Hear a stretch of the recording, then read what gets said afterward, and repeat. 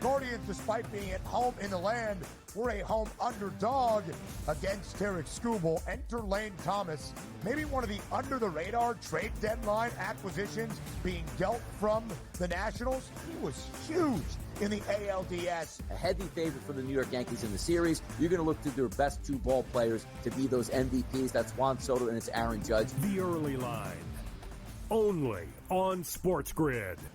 Anyone that's been to a sporting event, the atmosphere before a game, I think Game Time Decisions has that same exact atmosphere. This is our arena.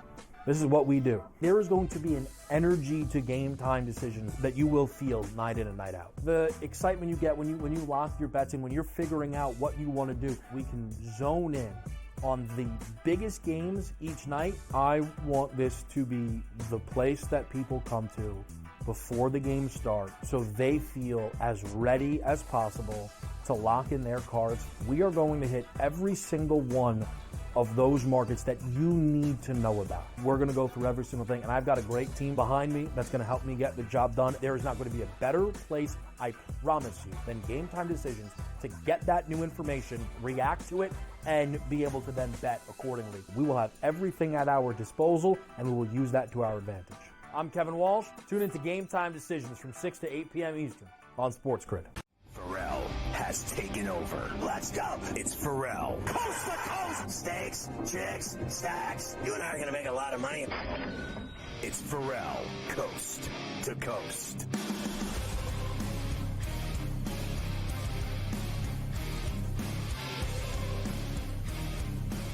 It's Ferrall on the bench, coast to coast in the biggest way possible. Hanging out. The bad seed, don't need a bad apple with a bad attitude. We are live in New York City, the Big Apple. Ooh, people dressed in plastic bags, directing traffic, some kind of fashion shake-up, along with the Tutty and Tater King himself, fresh off the Irish Cape Cod Open, and back in the saddle again. It's Carver High, ladies. Mafia running it with Luke, I am your father. The rundown on a Misery Monday. We got Cody Decker from Mad Dog Radio talking World Series. Plus, in the final hour, Matt Murschel, our national college football analyst from the Orlando Sentinel. And in the last hour, Coach James Young talking Pro Rack. We're going to talk about the men for once. For once. Honestly, for Christ's sakes. I've been talking about women's hoops for so long, I'm turning into a woman. Honest to God. Carver High, don't get me started. Talking about, the one thing, oh my God, the other day, they were talking about the WNBA 5 days after it ended. It ended on a Sunday, and we were doing it on Thursday, or Friday, and the stupid parade was Thursday. They were still talking about it. I wanted to kill myself. You can quote me on that, too. I don't care. I'm done being nice. I am done being nice. Nice is over. But good to see you. How'd you do? Did you win the green jacket? You would have heard about it if I won the green jacket. No, no green jacket this year. No trophy. Played all right. I played about as well as you could play for how little I get to play throughout the year. So, but I did all right. I had fun. A lot of heavy lifting with the arm in terms of the beverages. A lot of beverages. We had an over-under of 79 cans of Bud Light after Friday's round. Friday was tough. Thursday, was it Friday, Saturday, Sunday? It was Thursday, Friday, Saturday. Thursday, Friday, Saturday, 3 rounds of golf. Thursday, Friday, Saturday, championship. Friday, we had an over-under of 79 cans. Friday was a long day leading into the Yankee game. That was a very, very long afternoon into night. I lost track of a lot of things on Friday, but we were able to finish the job on Saturday, and then the blast home, the Express Sunday morning. I was out of there 6:25 a.m. on the road, flying through Connecticut, home before kickoff for the NFL at 1 o'clock East, well before. So we were in good shape here on Sunday, and we're ready to rock a new week, a new Monday on C2C. I haven't talked to you. Actually, you haven't been on either since these 2 games. We have a game 3 tonight in the Boogie Down for the Yankees and the Dodgers, Scotty, to get us going here today. And Let me tell you that I thought, look, it's hard to say, they're dead. I think it's very tough to think they're going to beat the Dodgers 4 out of the next 5 games. Tonight is obviously as must-win as it ever gets when you talk about a playoff game. But I still go back to, man, they blew that game on Friday night. That was the game that they had to have in L.A., and they just didn't get it done. It made me sick to my stomach. I literally never recovered from it. Like, I just haven't still. I couldn't fathom what I was watching, that they took the lead, and then this guy puts in a guy that hasn't pitched in 2 months. Like, I was like, are you effing kidding me that he put in a guy that hasn't pitched in 2 months? Not only that, his elbow's fried. The guy he admitted, he goes, I'd rather die than not pitch in the World Series. So that's the guy you're going to put in to face Freddie Freeman, who tees off on lefties, and you put him in? I mean, honestly, he'll never live it down. Like, honestly, would you have not put Hill in, or somebody that has been pitching every single day, than some guy that hasn't pitched in 2 months that has a blown-out elbow? Like, he asked for this. It's like he's on the take for the Dodgers. Like, it was like, I couldn't believe what I was watching, and it made me so sick to my stomach that it ruined my weekend. And then it only got worse from there. You knew, I did, that once they lost on a grand slam, they were going to lose Saturday too. Sure enough, they not only did they lose, they had the bases loaded in the ninth and blew that opportunity as well. They look like absolute shack. And I got to say one last thing. Let's just get it out of the way. Most people, I guess, even myself, I'm afraid to say this due to how talented he is. But I have never seen a superstar play so horribly as Aaron Judge in my life. Like, in my life, I have never seen anyone that good be that bad. He is an absolute automatic out. He is missing pitches by 2 feet. And listen, I am telling you, Reggie Jackson never played like that ever. Not once ever. And this guy sucks. Absolutely monkey onions in the postseason. I have never seen anything like that. And I'm afraid to say it because he could come out tonight and hit 3 home runs and drive in 9 runs. But I don't see it because he is so off and slumping so badly. He's killing the Yankees. Killing them. They have obviously gotten absolute zero from him. We got the numbers later. His postseason career, he's now under 200, and he has struck out 1 billion times in the postseason, including the other night. And I know the 9th inning was tough, but what killed them Saturday night was after the Soto home run, they didn't touch the ball for until the 9th. It was so boring and lifeless to watch them just go out there, 3 up, 3 down, 3 up, 3 down, weak ground ball the second, weak ground ball the first. All right, I'm up and down. It was so lifeless from everyone. And that 5 through 9, when they're doing nothing, man, the Yankees are a lifeless club. And look, they're down 2-0. They got to win tonight. I've seen it all. Cheer up for Judge. Get Judge. Don't boo Judge tonight. Get him out there. Get him going. Pump him up. First at bat. He better do something these next 3 days to help the Yankees. And I'll tell you, if they got any chance in this series, and I heard all the ghost stuff, the last 2 times the Yankees and Dodgers played in the World Series, the team went up 2-0, lost the series. That was a long time ago. And that wasn't these teams that we're dealing with here today. Yankees got to win all 3 games at Yankee Stadium to have any shot to win this series. Any shot. Oh, I think that's without a doubt, without saying. I mean, it's honest to Christ, if they lose tonight, I don't know. I may not be here tomorrow, honestly. Well, the good thing is, I may literally go. I may drive over to the George Washington Bridge and finally do it. Mavi has seen me do it before when the Penguins lost in the playoffs. I was literally dangling from the side. The good news is for you, and I hope that this doesn't happen because I want the Yankees to win tonight, obviously, but if things are going bad in the Bronx, at least you can go and turn your attention to the place the Steelers play, because maybe they'll be beating up on the Giants for Monday Night Football to finish out week number 8. So you do have that going for you tonight on the one side. For me, and that makes me horny. I am literally horny. Although I will say, the guy that I sold the tickets to, if I don't get my money by like Wednesday, I'm going to have his legs broken. I mean, like, I give him the Jets and Giants tickets. He didn't give me my money. I want my money. I want my mother, Ferrall, money. And I know you're watching. I want my money. Got to pay. You got to pay up. You get the ducats. You gotta pay if you're gonna go to the game. And how about this? Nice loss by the Ravens yesterday to the Browns. Thank you for that nice one-game lead in the AFC North. Make it 2 games tonight. We will come back after the break, and we will start to get into all the action from Sunday. Man, some crazy finishes. The Ravens lose in Cleveland. You had that wild Jaden Daniels Hail Mary, which we'll start with. Lots of stuff to cover. And we got all the college from the weekend. Let's not forget that. The U is still undefeated. My Indiana is still undefeated. A lot of good stuff going on in college football. How did Navy do against Notre Dame? How'd that feel? Not a good scene. Not a good scene for Navy at MetLife on Saturday. Smash job by the Irish. Smash job.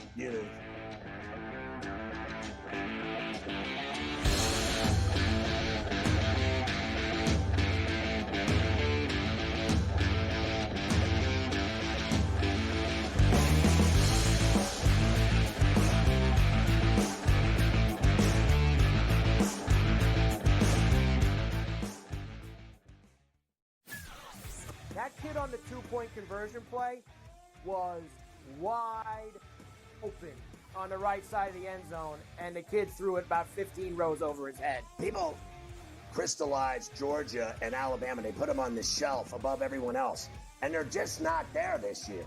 I thought the kid Beck was great on Saturday, but they barely beat Mississippi State, who is porous. Ferrall Coast to Coast. Only on SportsGrid. Anyone that's been to a sporting event, the atmosphere before a game, I think Game Time Decisions has that same exact atmosphere. This is our arena. This is what we do. There is going to be an energy to Game Time Decisions that you will feel night in and night out. The excitement you get when you lock your bets in, when you're figuring out what you want to do, we can zone in on the biggest games each night. I want this to be the place that people come to before the game starts so they feel as ready as possible to lock in their cards. We are going to hit every single one of those markets that you need to know about. We're going to go through every single thing, and I've got a great team behind me that's going to help me get the job done. There is not going to be a better place, I promise you, than Game Time Decisions to get that new information, react to it, and be able to then bet accordingly. We will have everything at our disposal, and we will use that to our advantage. I'm Kevin Walsh. Tune into Game Time Decisions from 6 to 8 p.m. Eastern on SportsGrid. Look, Aaron Rodgers, it does seem like he really enjoys, people like us, Vinny, talking about him. I don't know what's going on here with Aaron Rodgers. I think there's some frustration settling in, and the Jets were not supposed to be this bad of a defense, right? They've had a lot of injuries. Maybe that's the thing here. Robert Saleh's influence is there. I know they have their defensive coordinator running things, but now he's distracted. Newswire. Only on SportsGrid.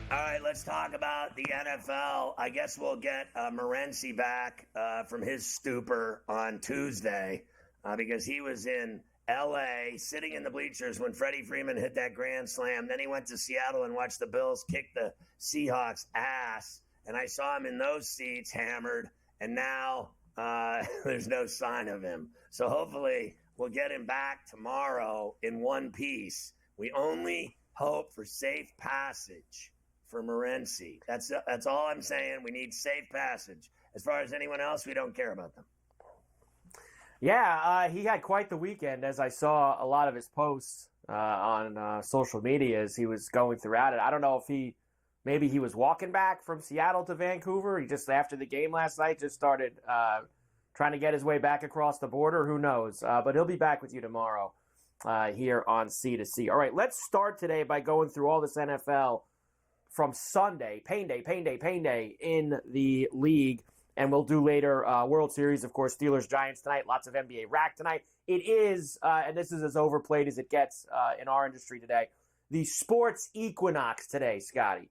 One of those rare times, only happens once or twice a year, where you get all four of the major North American sports playing on the same night.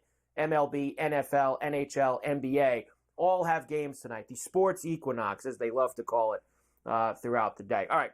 Washington beat the Bears 18-15. Of course, this was the matchup.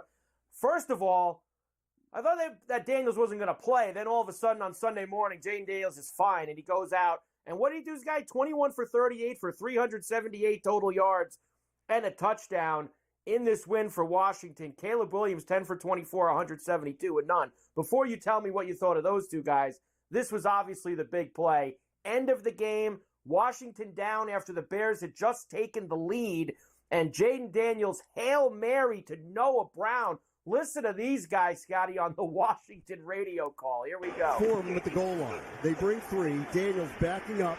He's just going to have to let one fly. Goes to the right side. Steps away from the defenders. Gives himself some time. Now steps up, fires. Heads towards the end zone. It is...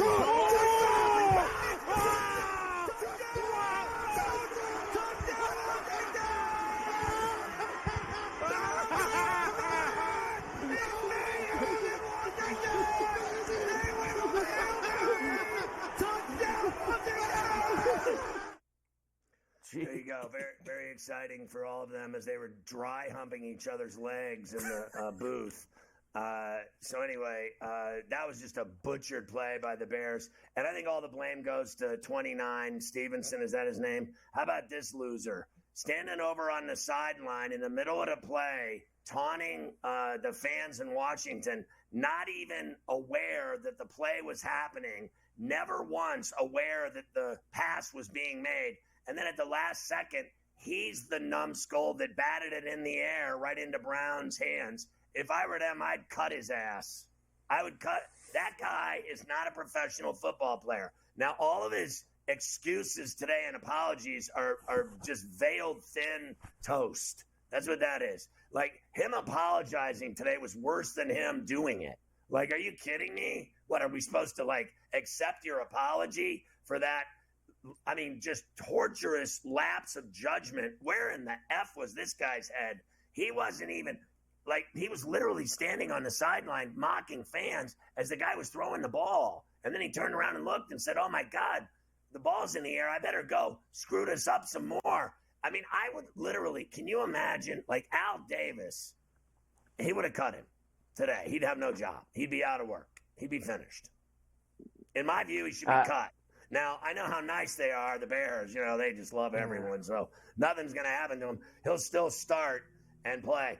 Like, that guy wouldn't play for me on my team ever again. I'd get rid of him today. Done. What are you doing, bro? What are you doing?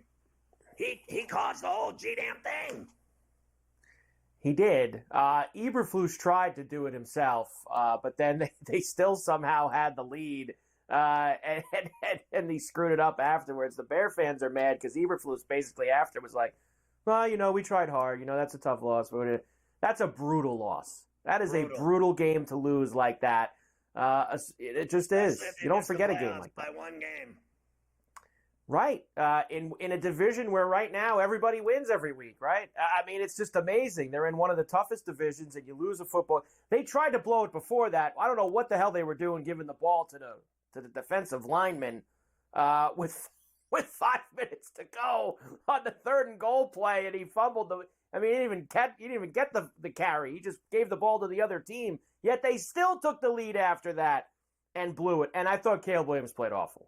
And I know Daniels wasn't supposed to play. To be honest with you, Williams. They made it out to be the greatest game ever because of the Hail Mary, and it was an awful. Wasn't a great game.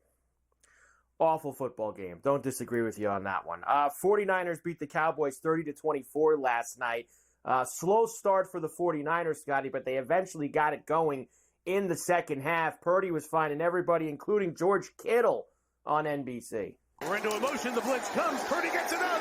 It's a touchdown for Kittle. However, The contact brings the flag. There's no foul for offensive pass interference. And George Kittle, on his day, gets a touchdown. I got to tell you, I watched that game, and there were so many flags that I was like pulling teeth. Every game. Like, I was sitting there going, oh my God, this is so boring. Like that first half was so awful. And then the third, they scored 3 touchdowns. And then they still almost blew it. They let Dak Prescott throw twice to Lamb in the fourth for tutties. And then they had the ball with 3 minutes to go, and he threw 4 incompletions. I couldn't believe what I was watching. The refs throw flags on every single play. I mean, it is like every single effing play. I can't even take it. I really can't. You know, I don't notice this problem, to be honest with you, in college football. It's only in pro football that I see. It's every play. I mean, it's every play. It's every game now. Like, I thought there was about 50 flags thrown in the Bill game, too. And I know the Bills routed the Seahawks. It didn't mean as much. There was 1 billion penalties called in that Buffalo-Seattle game. It made no sense to me. Every time you turned around, there was another flag. What are we doing? Can we play? Ever?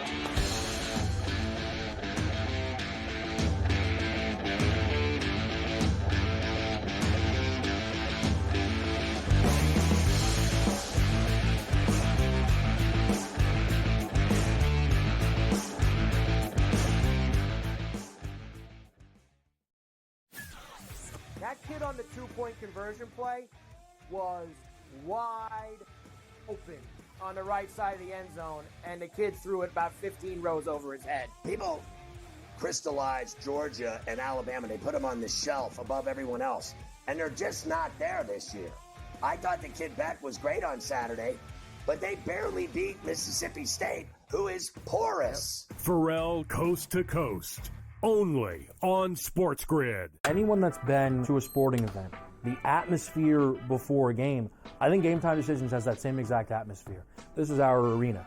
This is what we do. There is going to be an energy to Game Time Decisions that you will feel night in and night out. The excitement you get when you lock your bets in, when you're figuring out what you want to do, we can zone in on the biggest games each night. I want this to be the place that people come to before the game starts so they feel as ready as possible to lock in their cards. We are going to hit every single one of those markets that you need to know about. We're going to go through every single thing, and I've got a great team behind me that's going to help me get the job done. There is not going to be a better place, I promise you, than Game Time Decisions to get that new information, react to it, and be able to then bet accordingly. We will have everything at our disposal, and we will use that to our advantage. I'm Kevin Walsh. Tune into Game Time Decisions from 6 to 8 p.m. Eastern on SportsGrid. Look, Aaron Rodgers, it does seem like he really enjoys, people like us, Vinny, talking about him. I don't know what's going on here with Aaron Rodgers. I think that there's some frustration settling in, and the Jets were not supposed to be this bad of a defense, right? They've had a lot of injuries. Maybe that's the thing here. Robert Saleh's influence is there. I know they have their defensive coordinator running things, but now he's distracted. Newswire, only on SportsGrid.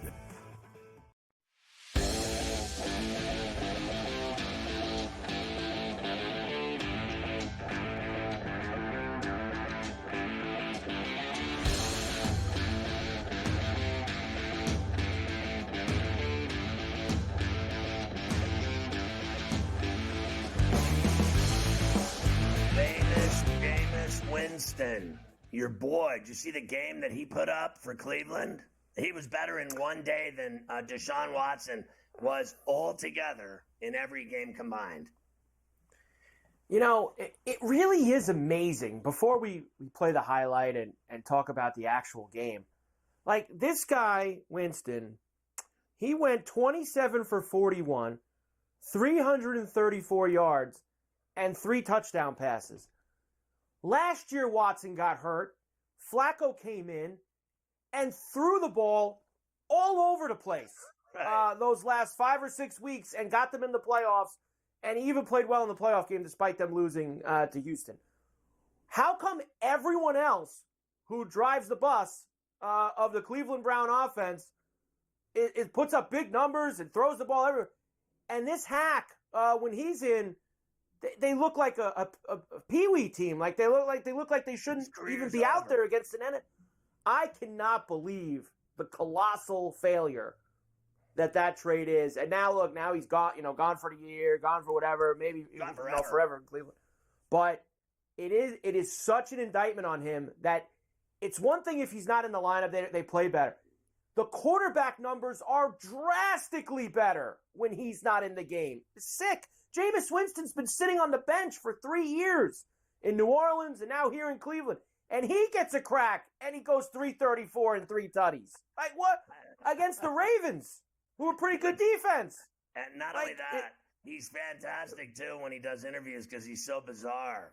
Like, he's half crazy. I know. He's nuts. We're going to get all kinds of killer sound from him the rest of the way. I know. Having him as the starting quarterback isn't a bad thing. So this game was pretty wild between the Browns and the Ravens. The Ravens took the lead with about 2.5 minutes left in the fourth quarter on a Derrick Henry touchdown. They were up only one, though, 24-23. The Browns drive the field, and then Jameis Winston finds Cedric Tillman for his second tutty of the game with just under a minute left to give it to Cleveland on CBS. Winston going for it all for the end zone for Tillman. He's got it! It was a bomb. Wow. He threw a bomb to him, and it was a breadbasket. It was a beautiful pass. Hey, no one ever said Winston couldn't throw the ball.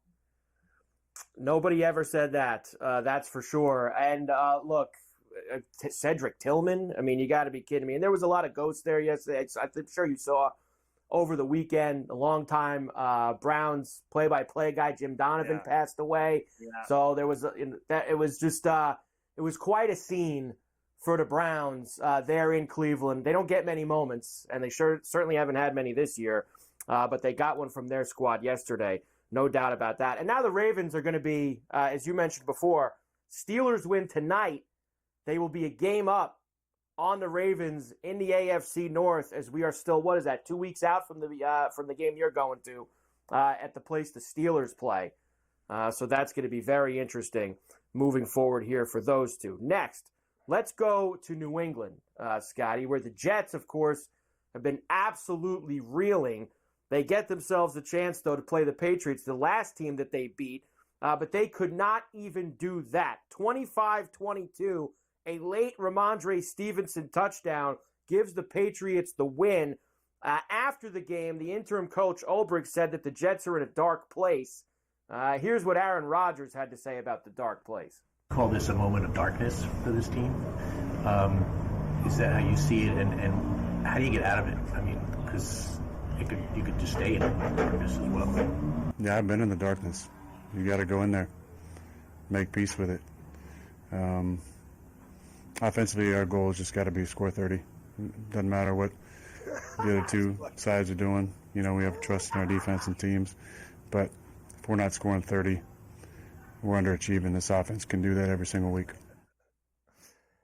They're finished. Their season is over. He's washed. He's old as F, and it shows. And all we hear are the same pathetic excuses after every game and all of his national TV appearance spots on big shows, and he never does a thing in the game. I mean, they are awful. How utterly effing embarrassing. They got beat by the Patriots. I mean, you are finished. Done. Season over. There is no light, darkness. Ulbricht's fired. Aaron Rodgers' career's over. When are people going to start admitting it? I mean, he's like doing nothing. The kid was better last year. They got rid of him.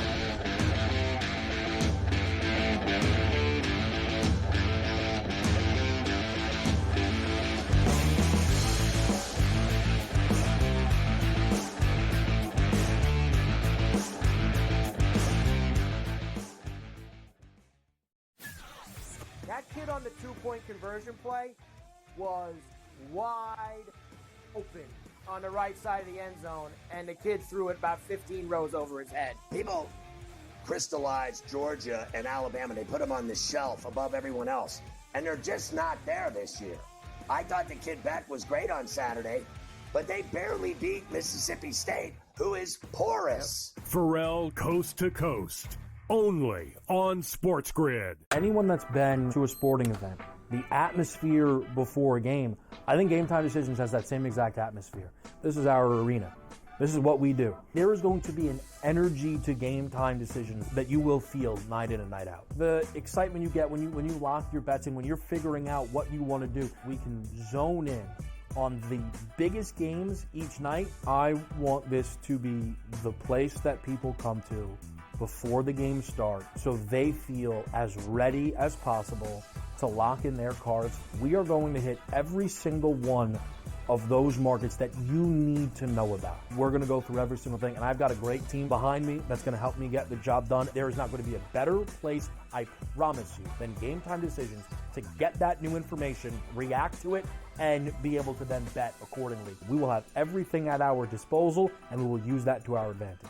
I'm Kevin Walsh. Tune into Game Time Decisions from 6 to 8 p.m. Eastern on SportsGrid.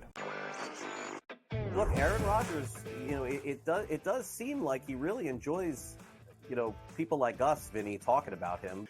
I don't know what's going on here with Aaron Rodgers. I think that there's some frustration settling in, and the Jets were not supposed to be this bad of a defense, right? They've had a lot of injuries. Maybe that's the thing here. Robert Saleh's influence is there. I know they have their defensive coordinator running things, but now he's distracted. Newswire, only on SportsGrid.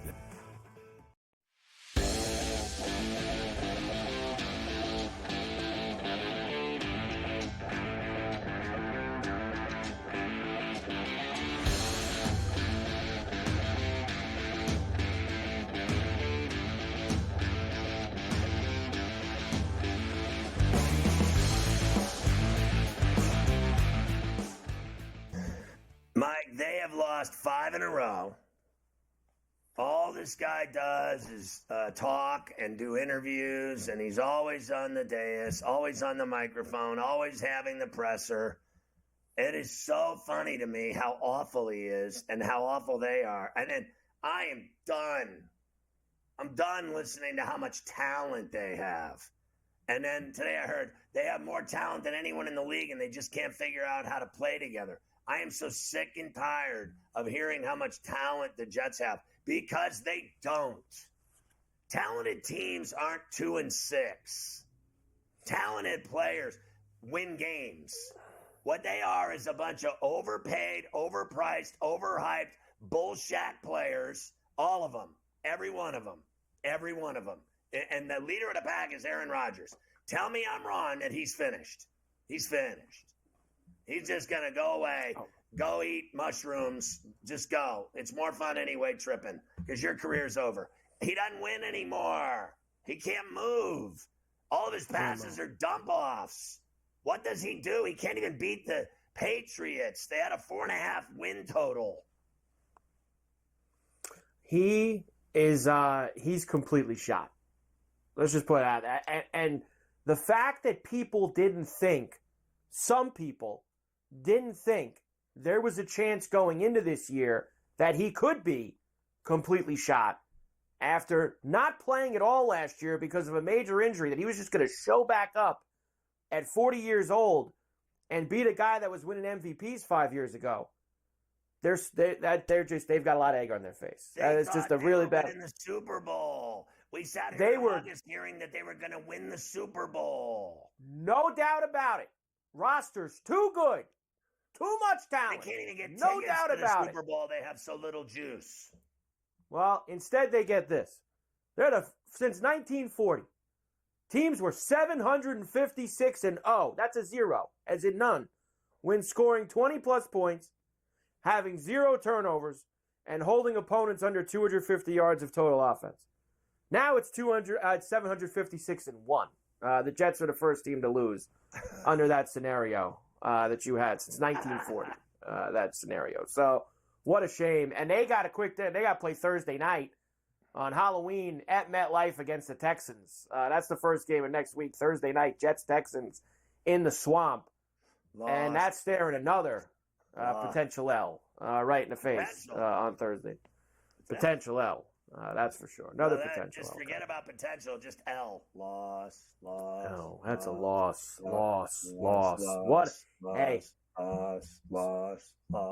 We said it in August. I know many others didn't, but we said Jet will always Jet. Always. And they have precisely. This is as. I don't think even I could have predicted it being as spectacular as this is. How they've done this year. They traded for Devontae Adams. And you can make an argument their offense has gotten worse the last 2 weeks with him out there. He's requesting with Adams a being on the trade team this afternoon. He wants to be traded to the Steelers. What a disaster that whole entire operation is over there. It's the best thing ever for me. Like, I just love it. Oh, not only that, it's great. Not only that, I hope tonight there's more of it with the other one, the Giants. I hope they get it too. New Jersey football has been in a bad place for a long time with those two teams, that's for sure. The Eagles beat the Bengals 37-17. No doubt about it for the Eagles. Close game for a while, but then the Eagles started pulling away in the second half. Huge day for Jalen Hurts as, yes, he did get 3 touchdowns on the ground, but how about this one up top, 45 yards to Devonta Smith on CBS to put him ahead for good. Second down and 8 here for the Eagles. Fake it to Barkley. Hurts, sets, throws, looking for the home run ball. End zone! Devonta Smith! Touchdown! Over the shoulder! Spectacular! The Bengals are awful, too. I'm sick of hearing about the Bengals. I literally heard him. I don't know. We're not running the clip. I heard him say, we're going to win 7 of 9, Joey Silk. And I'm sick of hearing about Joey Silk and the Bengals. They suck, too. And you know what? The Browns' season was already over before Famous Jameis took over. There's no way they're winning anything in that division. They're not getting a wild card. And the Bengals aren't either. And the only 2 teams that matter are the Ravens and the Steelers. And the Ravens lost yesterday. And then the Steelers play tonight. So the Bengals and Browns and all their fans can kiss my ass. You know it. You know you're done. You're done. You're not winning anything. You're not winning it. You're not getting a wild card. Your girlfriend doesn't even want to sleep with you. Ever. Not even once a month. Not even once a month are you getting it. You're done. Season over. Now it's just have fun with Famous Jameis with his interviews. That's all that's left. That's it. And the Bengals, I've been hearing about, the Bengals and Jets should be lovers. Because I hear about how, the Bengals are so loaded with talent. Oh my God, they're so good at 3-5. You suck. You sent me the Burrow after the submission deadline, so I was saving it for tomorrow for a Laugh Out Loud Tuesday. We'll laugh tomorrow. A Laugh Out Loud Tuesday on Coast to Coast with that Burrow clip talking about how, we just go 7 out of 9. I mean, that's not it's not a big deal. Doable. It's fine. It's doable. Let's do it. It's doable. So that's for Laugh Out Loud Tuesday. Awful. They couldn't stop a nosebleed. Did you see the Eagles run the ball down their throats? And I got to tell you something. Philadelphia is starting to play some good football. And I agree. can't stand their coach. But I got to tell you, Barkley, Hurts, Brown, and Smith, when they're playing, the 4 of them, they're hard to beat. They are very hard to beat indeed. I loved the Eagles yesterday. It was one of my favorites, and thank God they came through in a big way. I agree with that. The Cardinals are starting to maybe be a playoff team in the NFC as well. For the second week in a row, they rally and get a walk-off field goal. This time it was down in Miami against the Dolphins. It looked like this game was over. They get fourth-quarter touchdowns from Marvin Harrison Jr. and James Conner, and then they drive the field. Chad Ryland doing it again on Fox. From 34, he is nails again. For the 3rd time as a Cardinal, Chad Ryland says good night. Yeah, and they're 4-4, and Cannon's doing a great job. And, the focus was on Tua Tagovailoa and the fact that he was back, that the Dolphins were going to be on their way. Same old story, Dolphins lose. The Dolphins stink. Same old story, Dolphins lose. They are now 2-5. Yep. in the AFC, and kind of along the same lines as what you were talking about with Burrow. Here's Tua. Of course, the talk was that he's back. He says, there's plenty of time left. I think there's always time, brother. There's always time. 17 games. No, there isn't. It's a long time. A lot of games. So whether we're counted out or we're not, doesn't matter. We're going to continue to play football. A lot of people in here know that I don't know how many years ago we started out 1-7. We didn't have half the guys that we have, and no disrespect to my other teammates, but I'm talking about the talent that we have here. We didn't have half that talent however many years ago. And so to give that group respect, we won the next 8 games. And I'm not saying, we're going to do that or whatnot, but it is possible. Anything's possible. So we're going to continue to trust each other, lean on each other, believe in each other, and we're going to go do it next week. Well, they are in Buffalo next Sunday to take on the Bills, who are now 6-2 after smashing Seattle yesterday on the road. Bills are playing some good football. So is Coleman right now, too. They're playing some good football, the Bills.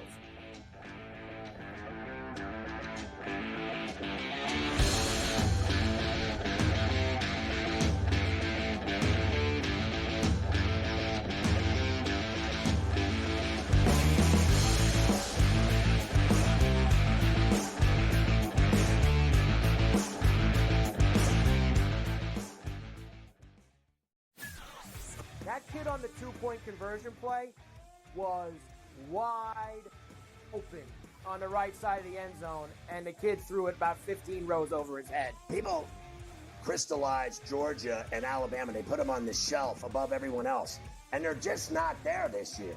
I thought the kid Beck was great on Saturday, but they barely beat Mississippi State, who is porous. Ferrall Coast to Coast, only on SportsGrid. Anyone that's been to a sporting event, the atmosphere before a game, I think Game Time Decisions has that same exact atmosphere. This is our arena. This is what we do. There is going to be an energy to Game Time Decisions that you will feel night in and night out. The excitement you get when you lock your bets in, when you're figuring out what you want to do, we can zone in on the biggest games each night. I want this to be the place that people come to before the game starts so they feel as ready as possible to lock in their cards. We are going to hit every single one of those markets that you need to know about. We're going to go through every single thing, and I've got a great team behind me that's going to help me get the job done. There is not going to be a better place, I promise you, than Game Time Decisions to get that new information, react to it, and be able to then bet accordingly. We will have everything at our disposal, and we will use that to our advantage. I'm Kevin Walsh. Tune into Game Time Decisions from 6 to 8 p.m. Eastern on SportsGrid. Look, Aaron Rodgers, it does seem like he really enjoys, people like us, Vinny, talking about him. I don't know what's going on here with Aaron Rodgers. I think there's some frustration settling in, and the Jets were not supposed to be this bad of a defense, right? They've had a lot of injuries. Maybe that's the thing here. Robert Saleh's influence is there. I know they have their defensive coordinator running things, but now he's distracted. Newswire, only on SportsGrid.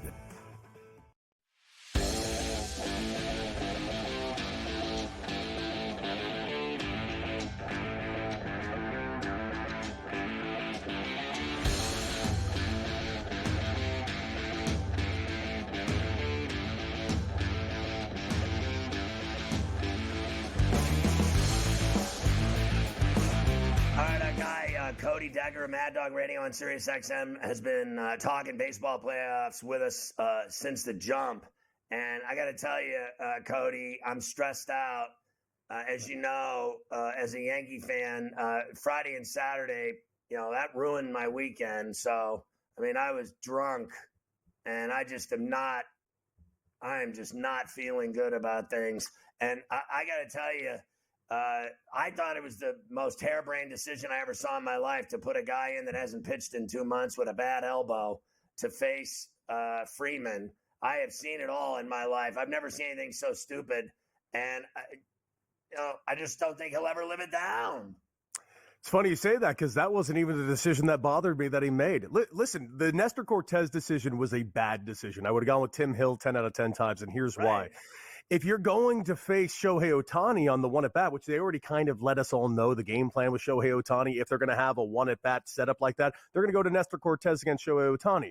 The problem was there was one out. So if you're banking on Nestor Cortez getting a double play ball from Shohei Ohtani, then that's stupid because the rule states if you bring in a pitcher, he has to face 3 batters. So no matter what, if Shohei Ohtani doesn't ground into a double play, he's got to deal with Mookie Betts and then Freddie Freeman. And quite frankly, the only reason he dealt with Freddie Freeman in that situation was because of the mistake made by Alex Verdugo. Alex Verdugo made an incredible catch over to the left side of the field, and then he throws the ball from out of play, thus rendering the ball out of play, which means the base runners get to advance a base. You got an open base at first base. You put on Mookie Betts 10 out of 10 times, and you have no choice but to pitch to Freddie Freeman. And at that point, you're kind of screwed no matter what happens. It should have been Tim Hill in that spot, but quite frankly, never should have gotten there because the mistake that Aaron Boone made on Friday night is a mistake that I simply can't get my head around. How in the hell do you take out Garrett Cole at 88 pitches while he is cruising through the Dodgers lineup and quite frankly was going to get the win by himself? Should not have happened. There's a reason you're paying Garrett Cole $325 million, and that was the mistake that, in my opinion, really cost the Yankees in that game.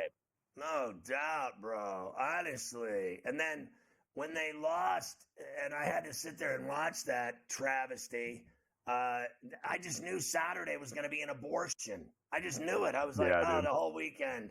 The last time they went out there, they lost the first 2 as well. The minute he hit it, I was like, oh, Saturday's gone now, cooked. And sure enough, they lost.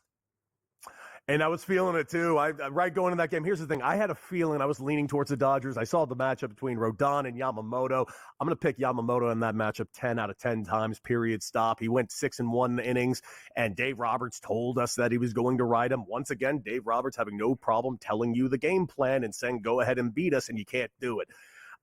But if I'm going to make you feel better today, Scotty, this is my goal, my dream in life. I think the Yankees are winning today. I think Walker Buehler is not going to have himself a lightning strikes twice type of outing like he did against the Mets. I think he gets through the lineup the first time in the first 2 to 3 innings. After that, the second time through the lineup, I'm a little worried about Walker Buehler. And if that happens, that is huge for the Yankees. And I'll tell you why, because we already know that Tuesday is going to be a bullpen game for the Los Angeles Dodgers. Walker Buehler has been a shell of himself all year. If the Yankees can get to Walker Buehler out by the 3rd or 4th inning, then you basically turn this game into a bullpen game. You're taxing the Dodgers' bullpen arms 2 of the first games on the road. That is huge. I think the Yankees have a real opportunity to even this series over the next 2 days if they play their cards right. Oh, God. Oh, God. I hope you're right. I had open heart surgery. My chest's getting tight. Mafia, get the tequila and my pills. So have you ever in your life seen a superstar suck as bad as Judge? And I hate to say it because I'm scared he'll go out and hit a bunch of home runs and drive in a bunch of runs and he'll break out of it. But have you ever seen anything worse than what this guy's going through for a superstar? Only one time, and that was Alex Rodriguez, basically until he had his 2009 World Series year. He was always a trouble in October. He could never get the bat on the ball. He kind of just disappeared. But Judge has been a no-show, period, stop. You can't deny it. Quite frankly, if Judge doesn't start hitting, the Yankees don't win the World Series. I'm not even counting today. I'm giving today a leeway. I don't think Judge is going to hit today. And it's driving me nuts. I don't care if Judge hits the home runs or the doubles or the singles. Dude, take a walk. Get on base. Stop swinging at everything that's thrown due north. I mean, honestly, he's swinging like he's at the driving range. Dude, it's been legit brutal. And you just keep swinging and hitting golf balls, and you never stop until you're like cracked out. That's what he's swinging at. He's swinging at I have never seen a guy. He's missing by 2 feet, Cody. Dude. It's like he's playing on a different field right now. That's how far off Aaron Judge is. But here's the thing. He's still got that George Foreman thing. Even Aaron Judge at his very worst has got that puncher's chance. You make a mistake, the ball's going to go a very, very long way.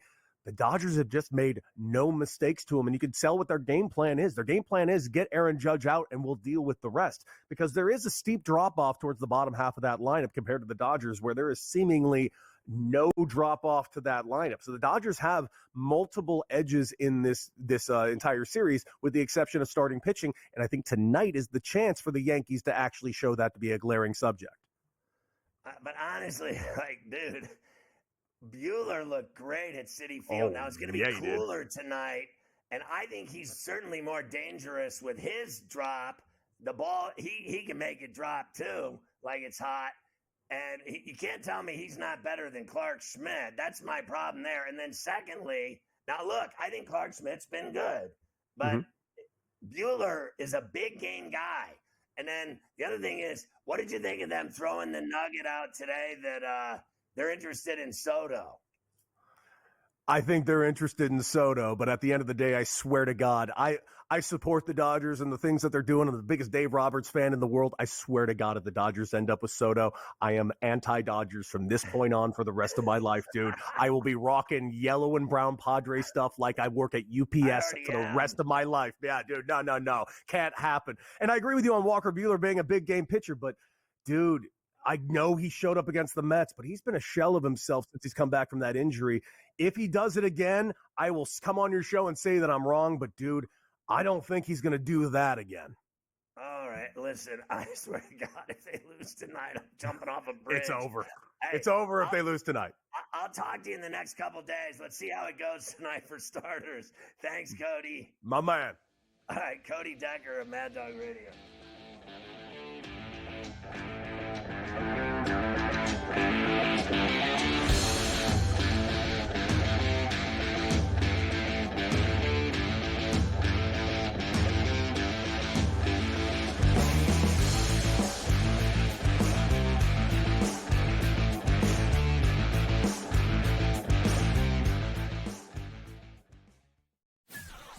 That kid on the two-point conversion play was wide open on the right side of the end zone, and the kid threw it about 15 rows over his head. People crystallize Georgia and Alabama. They put them on the shelf above everyone else, and they're just not there this year.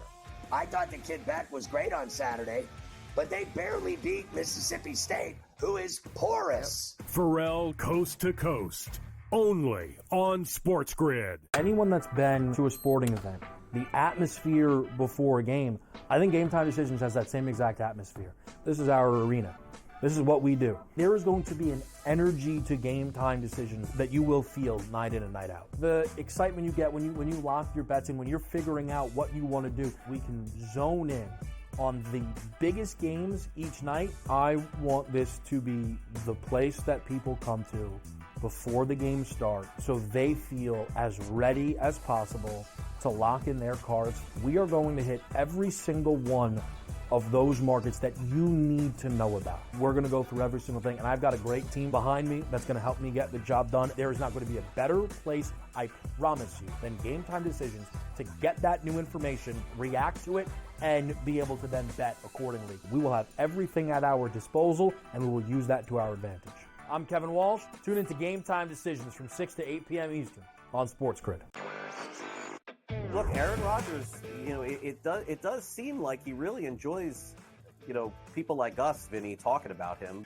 I don't know what's going on here with Aaron Rodgers. I think that there's some frustration settling in, and the Jets were not supposed to be this bad of a defense, right? They've had a lot of injuries. Maybe that's the thing here. Robert Saleh's influence is there. I know they have their defensive coordinator running things, but now he's distracted.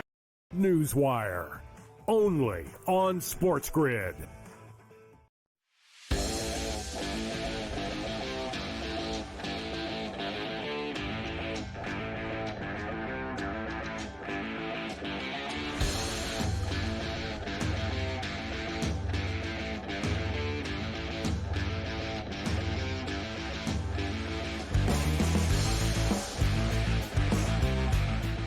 So listen to this. My buddy, the comedian Jim Florentine, big Dolphin fan, and he's been on this show before. He writes me, he said, McDaniel's the third worst coach in football.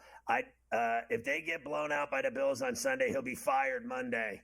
The league has figured him out, and he's not ready to be a head coach. That's what he just wrote me about his head coach, McDaniel, down in Miami, and they are going to get beat by the Bills. The Bills are good, and the Dolphins aren't. The Bills are good, and the Bills, for two reasons. One, I think that they've played a lot better than I've expected, especially after the changes that they made in the offseason. And you combine that with the fact that the rest of the division, including the Dolphins and the Jets, who were supposed to be so good this year, they all suck. So the Bills have a chance here where they can essentially have the AFC East like wrapped up by Thanksgiving. Like that's where they're like it's going to be like easy street for them, and they'll have December instead of more for seeding than it is for actually making the playoffs. But you know what? He might not be wrong about McDaniel because they were so non-competitive when Tua wasn't in there, and I think that falls a little bit on the head coach. I know you got to have a capable backup quarterback, and then you lose yesterday. If you lose again Sunday, maybe not in season, but I could see him. Who Ross, as we know, wants to win now. It's been a long time since the Dolphins have even won a playoff game. I could see him be a little antsy if this Dolphin season gets even more off the rails, which it could absolutely this week in Buffalo. Yeah, well, I mean, they had him tabbed a genius when he went there. He's a genius. Well, when you're a genius, you can't go if they lose 2-6. You're no genius. What you are then is your pants are on fire. Tua says it's all right. There's lots of games left. Plenty of games left. They're going to be just fine. And I trust what's going on inside that brain.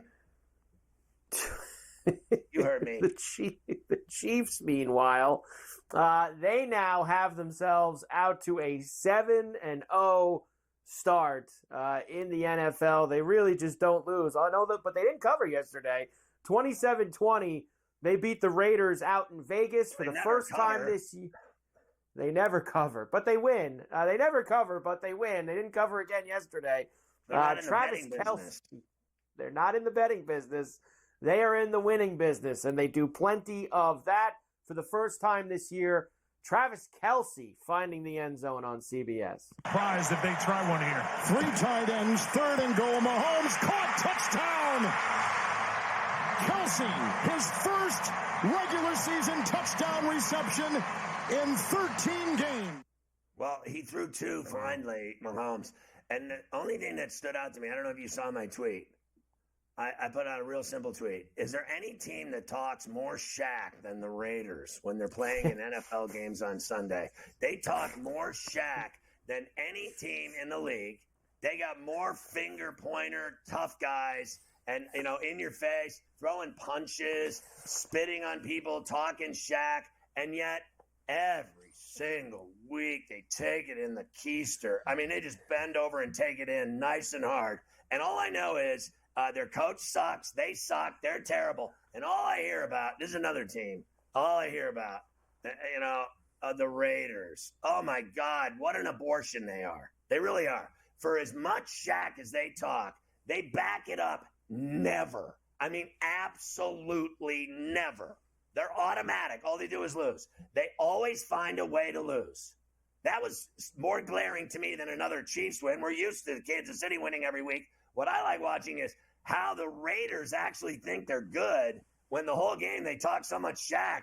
You'd think they'd won 40 in a row, and they never win, ever. Just win, baby, my effing ass. Honest to Christ. They're embarrassing. They really are. Vegas, enjoy your pro football team. They suck.